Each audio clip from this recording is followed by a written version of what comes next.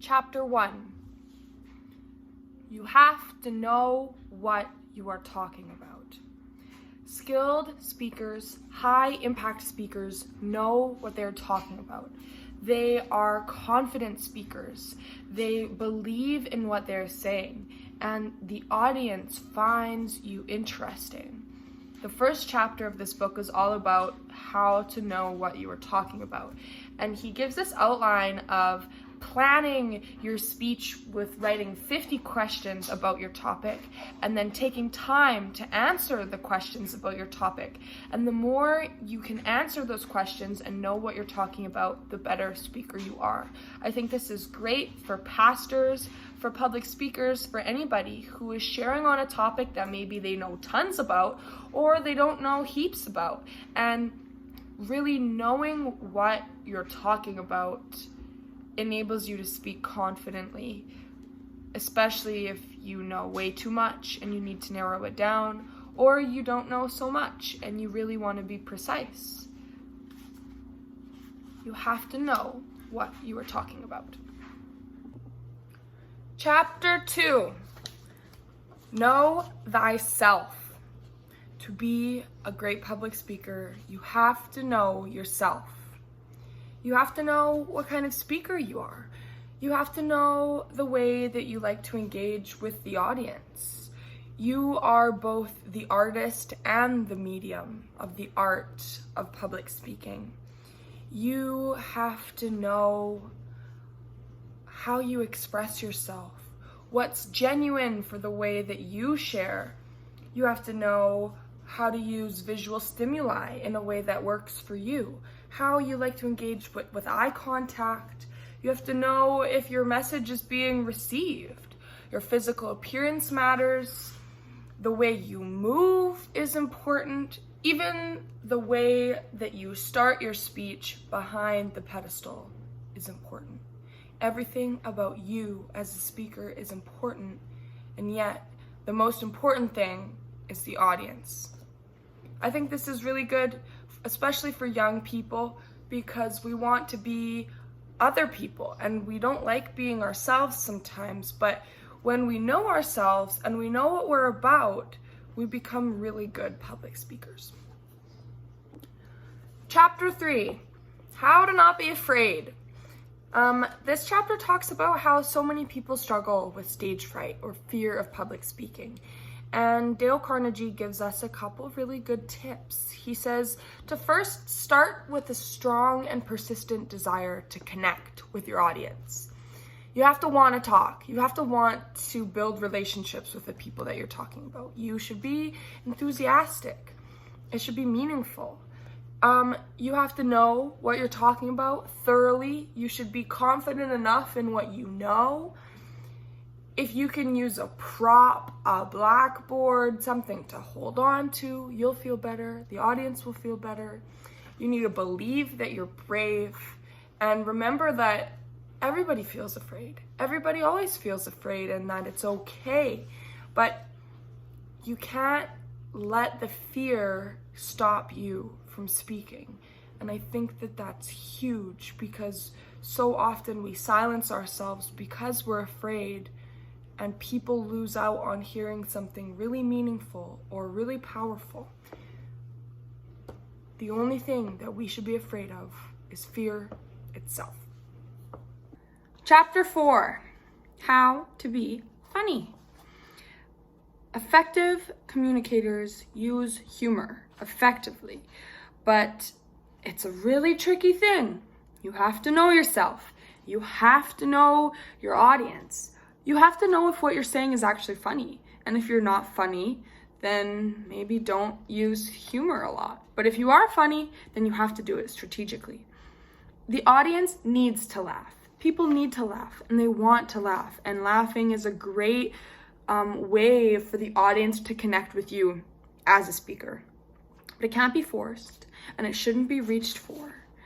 And if you have any doubt in your mind about if something's funny, don't say it. Just make yourself the joke. Self-deprecating humor apparently is the key to being funny. I didn't know that. And good speakers use humor to illustrate their message. They don't rely on humor. It's not the end goal. It's to help, it's to teach, it's to entertain. The humor has to be appropriate, and try it out. See if it's actually funny. This is so important for pastors because some pastors just be funny and it doesn't add to their message, and it actually takes away from what they're trying to say. It's a real skill to be funny. Chapter 5, telling stories. People need to hear stories, just like they need to laugh. And to be a good speaker, you need to give intellectual material and emotional material. People often remember the intellectual material when it's accompanied with rich emotion. When you make them think, you should make them feel. And people can identify with situations much easier than they can identify with concepts. And that's why stories are huge, so that we can connect and understand. This book talks about a good speaker connects to one person in the audience, and they're telling a story to this one person, and it creates this powerful experience for the entire audience and the speaker to feel really connected. And it's about telling personal experiences that are relevant to the topic, not just to talk about yourself. You want to say it in the fewest possible words and the simplest possible words. You want to communicate simply and emotionally. It doesn't have to be complex to be hard-hitting. Chapter 6, how to motivate your listeners to action. Basic reasons for public speaking are to inform, to entertain, or to inspire action. And inspiring action being one of the most important parts, especially for preachers. We want people to respond to the call of the gospel, not just to listen to a sermon on a Sunday. Dale Carnegie says that for a speaker, sincerity is the trump card of all public speaking. People want you to be sincere. They want you to be earnest, and they will do what you say when they feel that you mean and you believe in what you're saying. I think this is huge for preaching, because it's not enough to just share a sermon on a Sunday and not have a call to action. It's the most important part of sharing the gospel, is actually getting people to respond and teaching people how to get other people to respond. I think this is one of the most important chapters in the book, is teaching us as speakers how to get people to listen to what we say and to actually move towards action. Chapter 7, an introduction. The introduction is the most important part of your speech, along with your conclusion. You have to know exactly what impression that you want to make, and then you have to figure out what you're going to say to make that impression. A good key in an introduction is to use people's curiosity. You want to get them intrigued. You want to get them curious.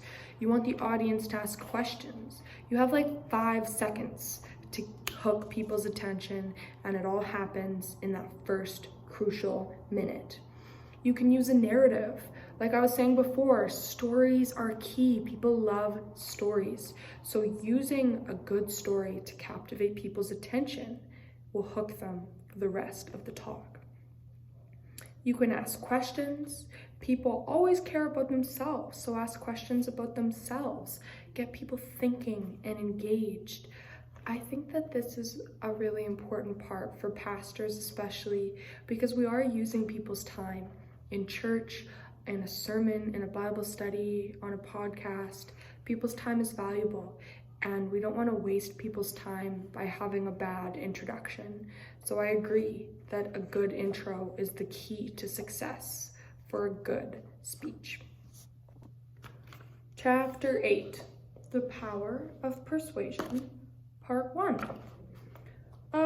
He talks about how speakers can appeal to reason, they can appeal to emotion, or they can appeal to the persuasive influence of their own character. This can be logos, pathos, or ethos in Greek rhetoric. And speakers must use invention to be persuasive. It begins by understanding what's already in the mind of the audience and then connecting that knowledge with the message that you are trying to convey as a speaker.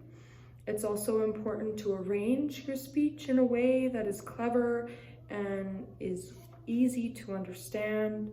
You want your audience to know that you know where you are. And style. Style is the most important thing. Style makes or breaks you, decides if people like you, and it decides if people trust you. And your style is your own, but it's also what's appropriate for the context. I think this is good for pastors, that they don't get too casual when they share a speech, but they also aren't too formal when giving a sermon either. I think style is very important. Chapter 9, The Power of Persuasion, Part 2. If being persuasive is getting people to move towards an action that we want them to do, there has to be a way to do it. This chapter talks about a couple different ways that we can be more persuasive. We need to be sincere. We also need to be intense. We want to use common ground to build relationship with our audience. We want to invite contrast into what we're saying to compare different kinds of ideas. We like to use activity when we speak. People are drawn to activity. They're drawn to vivid words or images. They're also drawn to suspense. And we can use all of these tools as public speakers to be more persuasive, to invite people to believe in what we're saying and to actually do what we want them to do. I think this is good, especially for pastors who are running out of ideas on how to get their congregations moving and more engaged, to use props or vivid imagery or suspense or conflict or contrast. These are useful tools to get your congregation to do what you're wanting them to do, especially if they're very familiar with you. Chapter 10, Creativity and the Magic Formula. Chapter 10 is all about deconstructing Chapter 10, Creativity and the Magic Formula. This chapter is all about how effective public speakers can increase and maximize their creativity. The chapter starts out by explaining that the purpose of public speaking is to inspire action of some kind, and our job as public speakers is to creatively inspire the action. And so the magic formula is that first, you must share a vivid personal experience that's relevant to the action that you want your audience to take. And then you call upon your audience to take that single well-defined action. And then thirdly, you describe the benefit that they'll gain by taking this action. Now, I think for pastors, this is a useful formula, especially when explaining the call of the gospel in our own lives. And if we can tell a story from the Bible or from our own lives or from somebody else's life on how they heeded the call of the gospel, to then you should take the call of the gospel, and then this is why. I think that's a great formula. I think pastors could benefit from it. I think sometimes preaching is also about teaching, and maybe there isn't such a well-defined call to action, but I think this is a good formula to start with and sort of move forward from. Chapter 11, Questions and Answers. I think this chapter is valuable. They talk about how to run a Q&A session after giving a talk.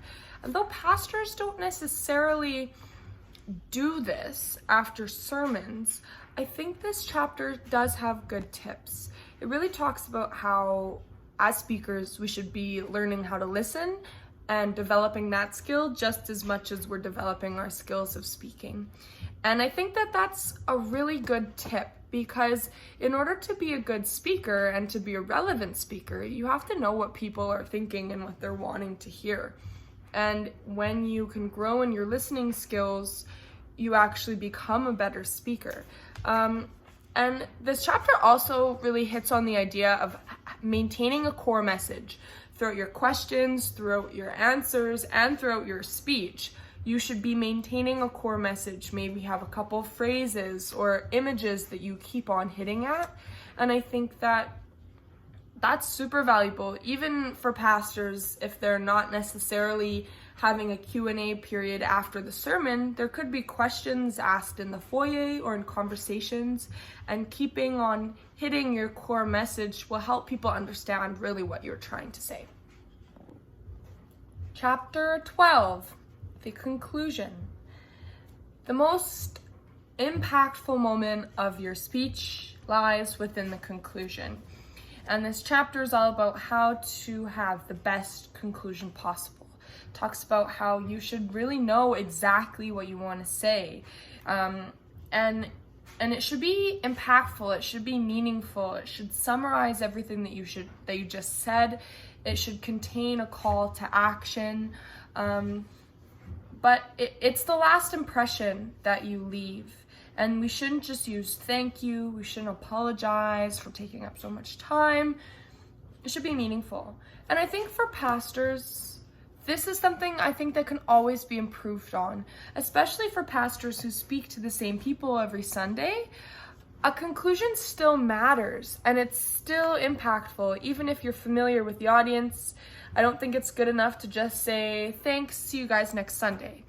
I think this chapter does a good job at explaining the importance of having a good conclusion and the impact that it gives you as a public speaker and a communicator. To summarize, I think this book is great.